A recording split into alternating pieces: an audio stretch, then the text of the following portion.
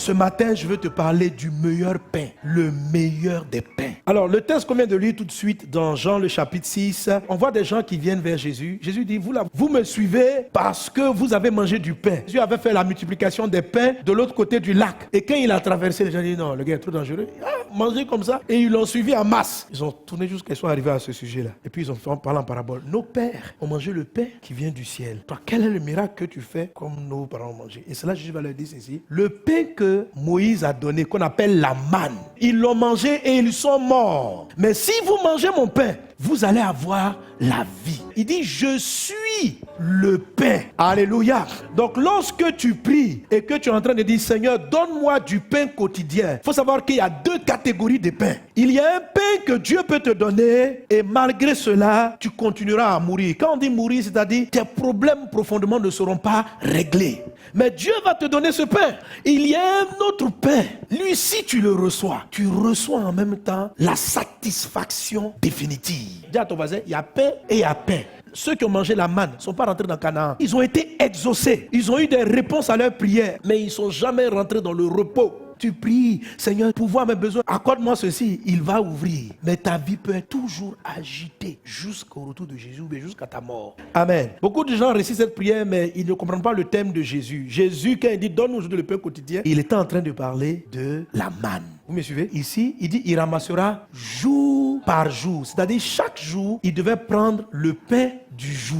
Donc, quand Jésus dit, donne-nous aujourd'hui le pain quotidien, il fait référence à la manne. Mais il est en train de dire que ces gens-là ont raté la vraie manne. Chaque besoin qui se présente dans votre vie, si vous ne discernez pas, vous allez manger le faux pain et rater le vrai. Amen. Dieu rattache l'arrivée de la manne à la gloire de Dieu. Et c'est un des rares miracles où il dit, vous verrez la gloire de Dieu. Amen. Pourquoi la gloire de Dieu? Romains chapitre 3 verset 23 dit ceci. Car tous ont péché et ont été privés de la gloire de Dieu. Comprends bien cela, ma soeur, mon frère. Ce qui manque aux humains après qu'ils aient péché, ce n'est pas le mariage, ce n'est pas les voyages. Quand Adam et Ève ont péché, la seule chose que Dieu a retirée de l'espèce humaine, c'est sa gloire. Est-ce qu'on est ensemble? Donc c'est parce que la gloire de Dieu est partie qu'on a des problèmes financiers, qu'on a des problèmes émotionnels. Tous les problèmes qu'on vit, c'est l'absence de la gloire. En fait, ce que l'homme recherche, c'est la gloire. Est-ce que tu comprends? Tant que la gloire de Dieu n'est pas revenue, tu ne peux pas être rassasié.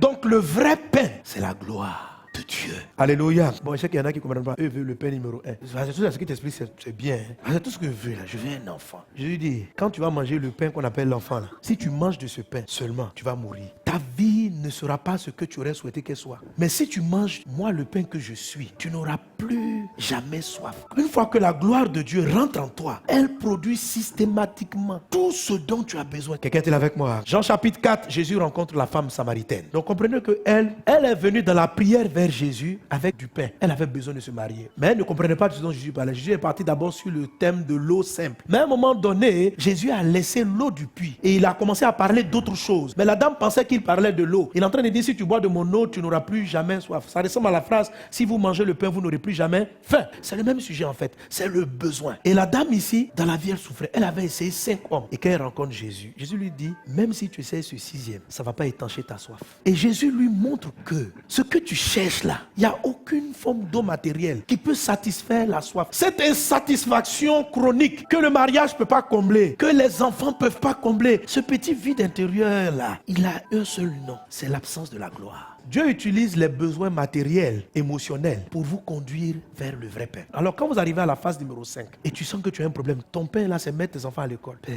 c'est vraiment mon besoin aujourd'hui, c'est de mettre mes enfants à l'école. Tout ce que je veux, c'est toi. Chaque fois que vous arrivez à la phase 5, c'est le moment où vous allez à l'essentiel. Ce qui a quitté ta vie. Si cette présence là est en toi, le reste c'est du jeu. Adam ne priait pas pour voyager. Adam ne priait pas pour ça. Tant que la gloire était là, il n'y avait plus de problème. Est-ce qu'on est ensemble? Moïse a compris que le vrai besoin, c'est pas la puissance, c'est pas tout ça. Il dit, je veux voir ta gloire. Et voilà le secret. Quand Dieu dit à Moïse, pour voir ma gloire là, je dois te mettre sur le rocher. Ça veut dire quoi? Quand tu commences à prier, monte un peu le degré de ta prière. Dis, papa, c'est vrai que j'ai besoin d'une maison. Mais en fait, quand j'aurai la maison, il y a beaucoup de gens qui ont des maisons sur la terre et ils sont malheureux dans leur maison. Et quand tu t'approches de Jésus de cette manière, alors il dit ceci. Tu dois rester sur Christ, sur sa parole. Alléluia. Ça veut dire quoi? Les chrétiens qui, au-delà des besoins matériels, cherchent Jésus dans sa parole, prennent le temps lorsqu'ils prient de lire leur Bible et de dire, Seigneur, révèle-toi à moi, qui aligne leur vie sur le rocher. Se tenir sur le rocher, ça veut dire quoi? Ça veut dire, je me tiens sur le Christ. Tu dois te tenir sur Christ. Tu dois être quelqu'un qui est passionné de la Bible. Tu dois aimer sa parole. Tu ne dois pas être là simplement, je veux voyager, je veux des enfants, je veux ceci. Quand tu auras des enfants, tu vas découvrir que je veux des enfants, mais mon mari là, il ne m'écoute jamais. Ton pain quotidien va devenir que ton mari t'écoute un peu. Quand ton mari va finir de t'écouter un peu, tu auras l'impression qu'il a un autre problème. Ton pain quotidien va changer. Dieu dit, si tu manges le premier pain, tu auras toujours faim, tu auras toujours soif. Rien dans ce monde ne peut te satisfaire, ma soeur. Et ni l'argent, ni les voyages, ni le meilleur couple, ça ne va pas te satisfaire. Il y a une seule chose dont tu as été privé. Ça s'appelle la gloire de Dieu. C'est ce que tu cherches en fait. Mais comme c'est une chose qui est virtuelle, Dieu utilise des besoins palpables pour te dire qu'il y a un besoin. Mais quand tu arrives à ça, il ne faut pas manger seulement. Il faut dire, ah, attention, il y a pain numéro 2 qui est plus grand. C'est l'auteur même du pain là que je cherche. Je ne veux pas le pain, je veux le fabricant du pain. Alléluia. Et le fabricant du pain, il se trouve sur la parole. Et il dit quoi? Il dit, quand je passerai, je te mettrai dans le creux du rocher. C'est-à-dire, à un moment donné, quand tu es sur la parole, Dieu te prend. Tu n'es plus sur Christ. Il te met dans le creux du rocher. C'est-à-dire, tu rentres en Christ. Et là, tu vis sa gloire.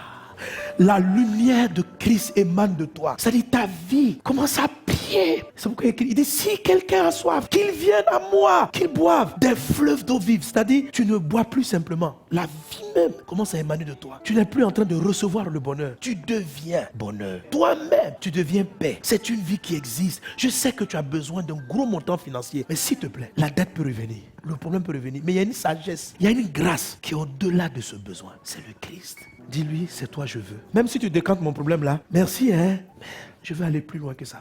Dieu ne se révèle qu'à ceux qui ont soif de lui. Pas les gens charnels qui courent derrière les habits, les vêtements, la gloire de ce monde. C'est trop passager. On n'a pas besoin d'être chrétien pour avoir tout ça. Un bon païen peut avoir l'argent. Un bon païen peut se marier. Dieu donne ça à tous les païens pour que nous qui le connaissions, nous allions au-delà de ce qu'il donne aux païens. Dis-moi, tu cherches l'argent? Tu n'as jamais vu des païens qui ont l'argent? Tu cherches le mariage? Regarde dehors, tous ceux qui vont à la mairie, ils ne sont pas forcément chrétiens. Donc Dieu dit, la manne là, je donne ça à tout le monde. Pourquoi vous, mes enfants, vous allez continuer à courir après ce que les humains cherchent? Il y a supérieur à ça. Jésus dit, je suis le vrai pain.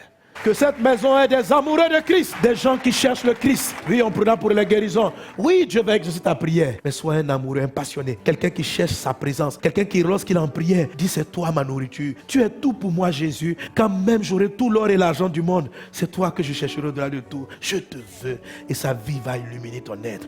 Que Dieu bénisse ta vie. Au nom de Jésus. Amen.